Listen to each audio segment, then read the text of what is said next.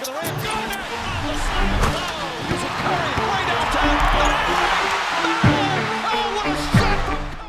Alright, just like I did yesterday for the Eastern Conference, I want to do it for the West now. Basically just tell the story of the first round series and predict what I think is going to happen in the second. I think the Western Conference is more interesting right now, it's less injured, it's less random, and yeah, in the first round, I actually ended up getting all the series right. I believe I even called the amount of games on 2 of them, so this is a lot of fun. Particularly because I was actually more confused about the West than I was the East if you go back and watch that video, but let's go ahead and start with the good stuff. 7 games of the Warriors and Kings that came to fruition. I said the Warriors were going to win in 7. They did win in 7. I believe that the main deterrent to a Golden State in 7 prediction would have been, oh, look at their road record, but I just, look, we're 8 years into watching the Warriors compete for championships now, and I just don't think there was a world where I could have used their regular season road record against them. They went out and they won 2 road games. I can't explain what happened with the road record in the regular season, but I just knew for this specific group, it did not matter in a playoff setting, so that played into it. But I do have to give the Sacramento Kings all of the credit in the world. They fought like hell, and more specifically, I believe they answered more Golden State Warrior runs than I have seen nearly any team answer. This series was really like one team would go up 10 and then the other team would catch back up and another team would hit some shots that seemed killer, but then the other one would come right back, and I just am not used to seeing teams match Golden State like that almost ever. Hell, the Celtics really couldn't do it last year. So the Kings in their first playoff run, young team, the fact that they did that, and then when momentum was totally not on their side and they had lost 3 straight, they were able to go into the Warriors' home and convincingly win a game 6. Yeah, it's a fight like I've never seen before, but at the end of the day, the Warriors just did a lot of championship shit. That's what it comes down to. Kevon Looney has a role and he just plays that. He had 3 games in this series with 20 plus rebounds. He needed to go out there, set screens, hand off the ball sometimes, be the best Stonewall he could be against Sabonis so he couldn't bully him, and rebound. That was pretty much it, and he just did that to perfection. He's got to be one of my favorite role players of all time. In a series that goes 7 games, I think the Kings just had too many things working against them with not a lot of room for error. For instance, it was kind of just built in from the start that Sabonis in PNR, high PNR, was going to be an issue that was going to open up slips, that was going to open up ball movement for the Warriors, cutters, hell, layup, shooters, anything you can imagine. The Warriors had options. They used that without even really abusing it. They didn't just spam it over and over. They used it when they needed to and got what they wanted. But see, the problem becomes you cannot have that built-in flaw on one end and then not be able to compensate on the other. And that gets hard to do when you have a Kevin Huerter shooting in the 20s for a 3-point percentage. Harrison Barnes, same thing. For the start of the series, Keegan Murray did not play well. He ended up picking it up. But with the razor thin margins, it really felt like it hurt that, okay, you don't know what you're going to get from your shooters. You don't know if Malik Monk is just going to be decent or if he's going to be Jordan. I think they might have been able to benefit from some Terrence Davis minutes earlier. And so if De'Aaron Fox wasn't absolutely cooking, you kind of just had to find out on the fly where else you were going to get something consistent. And it was really back and forth. So the things that I'm talking about kind of made a difference really in the margins. But I'll tell you something else that was built in on the offensive end. Domantas Sabonis being guarded like he's Ben Simmons. For any contending team now and forever, if you have a player that can be defended like he's Ben Simmons and you do not have all-time shooters surrounding him, it's going to be difficult. And particularly with Sabonis having to basically crash into the chest of Kevon Looney to get any buckets and basically just attempt to play bully ball like I said earlier, it's going to clog things. They were baiting him all series saying, please take the 3, which he didn't take many of. Please take the midi. Please just walk and flip up this little floater. We absolutely prefer that to De'Aaron Fox getting down the lane or Malik Monk drawing fouls or really anything else. They got a lot of that and Sabonis could not hurt them enough. So these are just small things that I think ended up making a difference by the end. Of course, when you got to game 7, Kevon Looney completely just, really the Warriors out-rebounded them, but especially Kevon Looney. Some of it was effort, some of it was Sabonis being up so high and having to try to rebound after being involved in PNR. Very, very tiny coaching decisions, like having Harrison Barnes in for the last play of the game, and if you were watching with us on playback, I called the entire play before it happened. Put 2 on De'Aaron Fox. If you lose to Harrison Barnes, you will be more than fine. It's exactly what they did. I feel like anybody could have seen that. Harrison Barnes taking the game-winning 3 was a delight for anyone who was familiar with this game, and especially in Golden State. If that had a win, you're looking at a 3-1 series. Instead, you lose in 7. Finally, end of the day, just championship experience. I don't think the Kings folded the entire series until the second half of Game 7. They got into a situation where they were in the penalty. Golden State's keeping a 6-8 point lead, but Steph is going off, and so now you're just afraid because you're waiting for the moment where he really breaks your back. That did end up happening. The Warriors just do not die. They are headed to the second round. I could seriously make a whole 30-minute video on this series. One day I probably will, but for now, that's all I'm going to say about it. It was a good fight. The Kings need to let Harrison Barnes go and get a player that I would not consider filler in his place. They advanced to play the winner of Lakers and Grizzlies. Wow. I had Lakers in 7. They ended up taking care of business in 6. There's a lot of different things you could dive into with this series. I do want to give a hand to Ja Morant for playing through that injury. I felt like once he hurt that, I thought he would be totally ineffective. I thought that the Lakers would just dare him to shoot, and he still ended up playing considerably well given the circumstances. But overall, I think Memphis, well, they lost this series to a couple of things, but the one I want to point out the most is Anthony Davis. He might have struggled to put 2 great games together, like back to back, but his defense, what did we get? 55 blocks in 6 games? And that's just counting the blocks. That's not counting him deterring shots. That's not counting him changing shots. That's not counting a lot of other things that he did on defense. It was a defensive masterclass. On the topic of Anthony Davis, I do think it quite obviously hurt the Memphis Grizzlies not to have their big bodies available outside of Jaren Jackson and Tillman, because in a normal world, they would have had Steven Adams and Brandon Clark as well.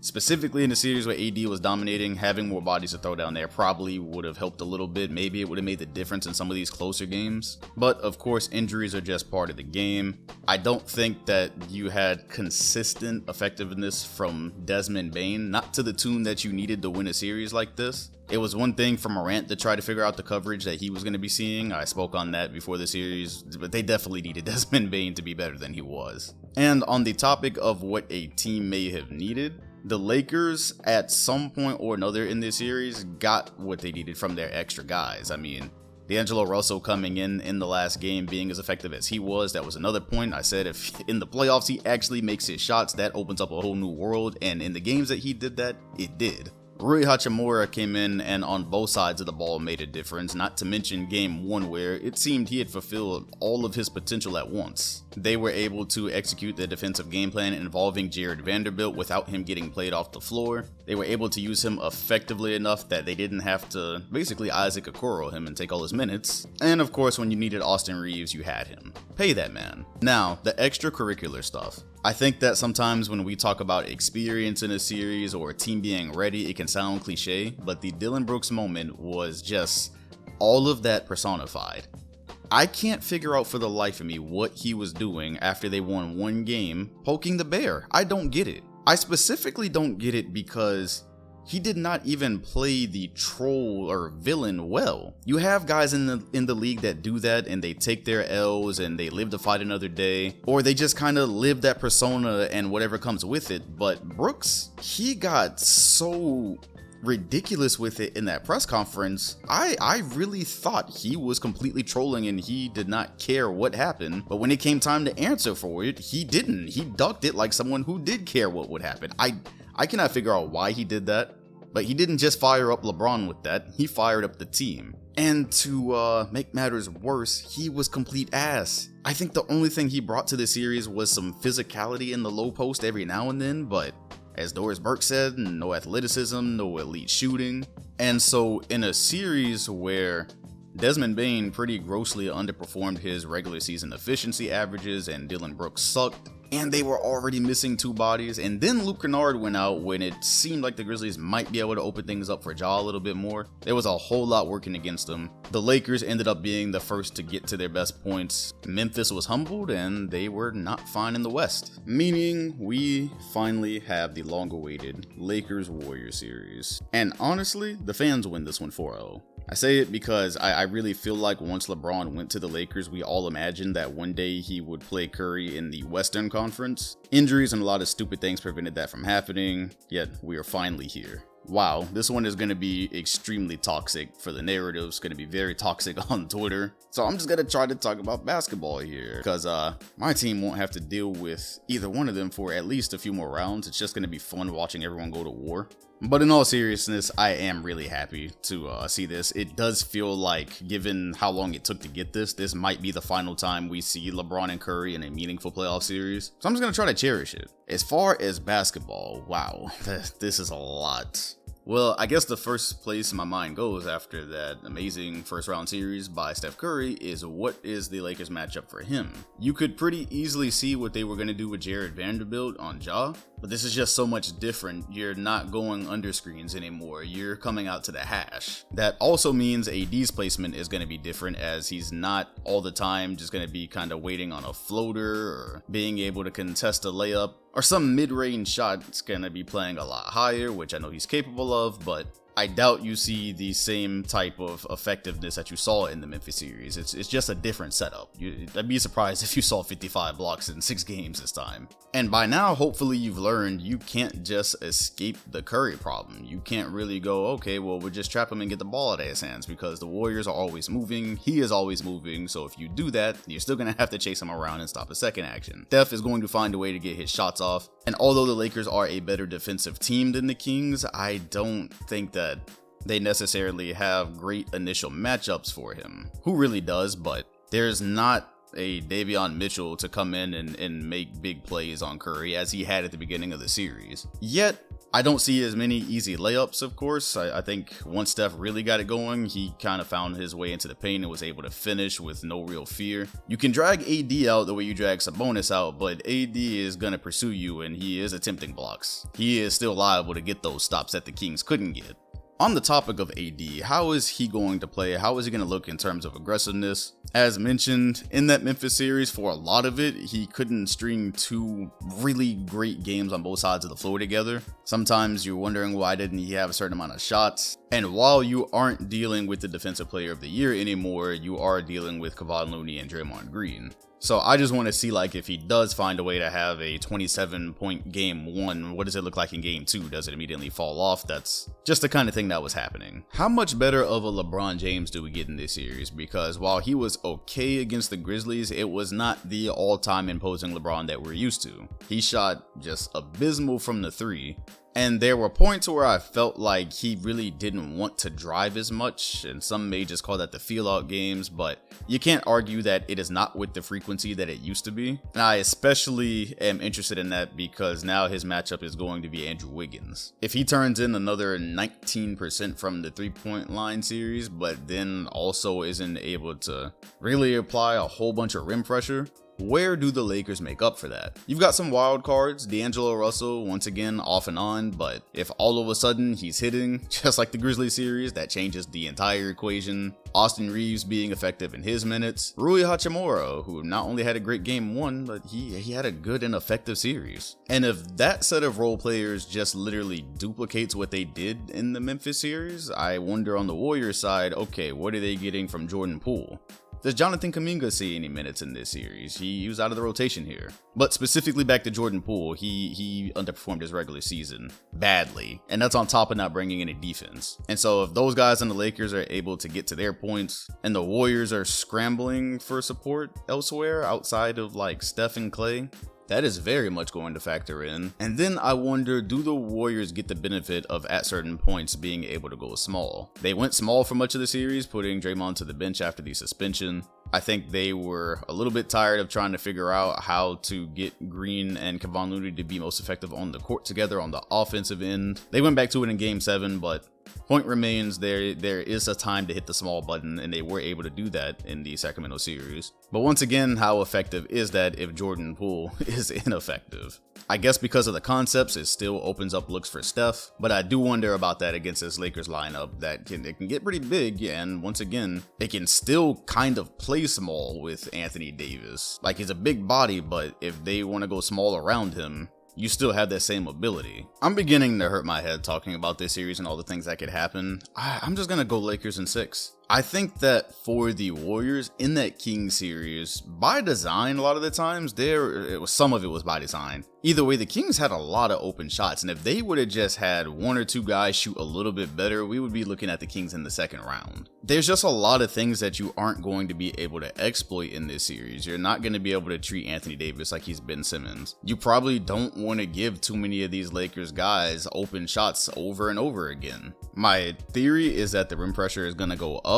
This is not a team that's just going to be lost when a guy like De'Aaron Fox doesn't have it going. They've got more options to get to, and the Warriors have less that they can just give away in the name of not giving up something else. So I think that splits the hairs for me, and yeah, I'm gonna go with the Lakers here. Then, of course, on the other side, I guess we can start with Clippers and Suns there. Just unfortunate, really unfortunate that Kawhi Leonard was only able to give us 2 playoff games. I thought we were about to witness another all-time run, and then he disappeared. Paul George never came back. The Clippers still were equipped to give the Suns problems. We're going to talk about that later. And they almost won some more games before bowing out in 5. I really don't care to even talk much about this series, because if they had been healthy, I will just say if the Clippers had been healthy, they would have won. But it's not too much of a slight, because there really, at this point, is no such thing as a healthy Clippers, and that dates back to the Chris Paul era. So whatever, that itself is not a slight, but it's a frustrating series. Hell, Kawhi Leonard really might have been able to push and or beat the Suns if he was healthy. I said the Suns were going to win it in 6. I will acknowledge with any type of health, I think that series is going 7. And with full health, once again, probably the Clippers. But yeah, I'd have probably got it wrong if even Kawhi Leonard was there. Now, the one thing I just want to take from this series is the amount of lineups that the Clippers were able to throw at Phoenix. I think that's going to be important for when we discuss Denver. Speaking of which, the Nuggets were able to take out Minnesota in 5, and yeah, that was my official prediction. I thought that the Wolves could get a game. Shouldn't really hang their heads too low. Unfortunate season for them. Really think they could have gotten even more here, like I said, if the other 2 guys were healthy. Without that, they basically got as far as they were going to get. But good fight. Now they just got to figure out what they want to do around Anthony Edwards, and there are some decisions to be made there. That leaves us with the Nuggets and the Suns. I have a little bit of a cheat sheet for it because, again, with the scheduling of these videos and everything, this came out after game 1, but I do want to go ahead and say at the beginning of this that I was already in my head going to choose the Nuggets to win this series, and that came quite easily after watching them play the Clippers. It's not just this thing of, oh, they got pushed in multiple games by the Clippers skeleton crew. It's just the depth. The Suns have that super team problem, which, first of all, hold on, time out.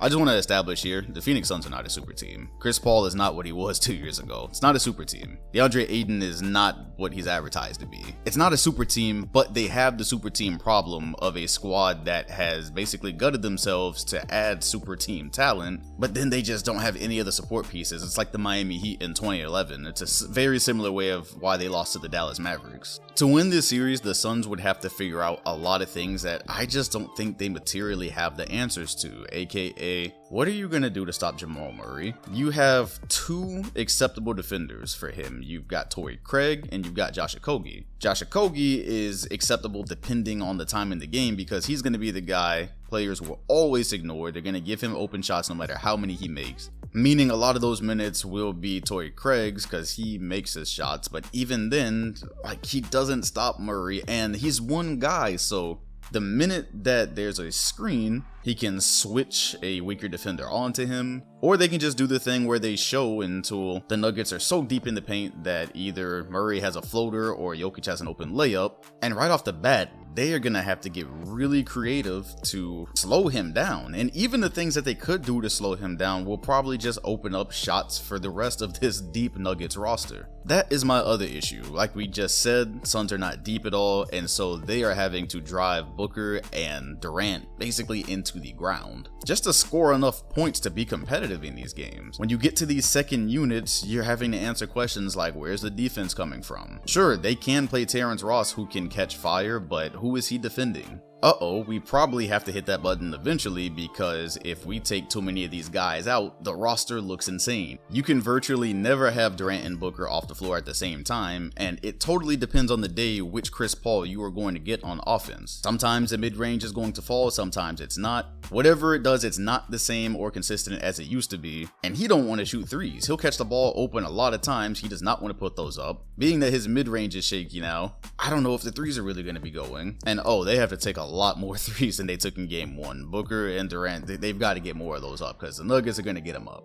The issue with the whole Jokic and PNR thing on defense is that is not a game plan to win an entire series off of. You can use it sometimes, but you're not going to win a series just going Booker and Durant trying to break Jokic out of the paint. And even then, Denver is a very defensively competent team. So once you see Jokic in the PNR, they're adjusting to that. They're getting ready to rotate behind him. They're fighting not to just hand over a switch. And Jokic is active. This is not like when they were playing the Warriors last year and A, the roster was worse, and B, he was having to come out much higher on like a Steph Curry. That's a different situation. And while we're talking about Jokic, what about his matchups? His matchups are DeAndre Ayton and Bismack Biyombo, maybe even sometimes Jock Landale. None of that is adequate. Ayton's not defending him, Biyombo is not defending him. And on the other side, Ayton is not the dominant force that he was drafted to be. Here's what happens with DeAndre Ayton, okay?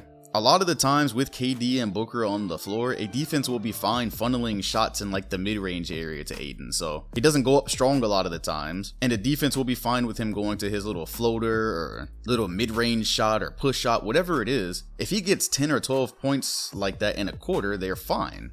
Ayton's not going to dominate you enough to win a series, and when you just combine that with not really knowing what you're getting from Chris Paul on a daily basis, it comes down to Booker and KD cooking, and maybe you get a great game from Chris Paul, and hopefully Ayton will dominate in some of these, but it's very shaky. It's very what if. And then after that, like once again, the supporting cast. They ran a lineup in game 1 that did not have a point guard in it. Meanwhile, because Ayton doesn't really dominate, the Nuggets are pretty content to be able to go small and not have to bring a DeAndre Jordan off the bench or whoever else. They will play small, have shooting, have mobility, have defense, and basically just stash a smaller guy on to Ayton, and if they have to help, they can. And if the ball is popping out to just a decent shooter, but mainly just not Booker and KD, they're cool, they're living. So then you start adding other problems onto it, like what about when Aaron Gordon wants to be aggressive, which there's going to be points in the series he will. Those points where there's a guy on the floor that just cannot guard him, that's not big enough or strong enough. Maybe he won't shoot as well as he always did in game 1, but he absolutely is going to have his times to be able to just go get what he wants. Same thing for Michael Porter Jr., and if he's got the shot going, that's a whole nother dynamic. And Jokic doesn't really even have to dominate for any of this to happen, but if he needs to, he will start dominating. And so yeah, I think this is a case of a very well-built contending team right now against a squad that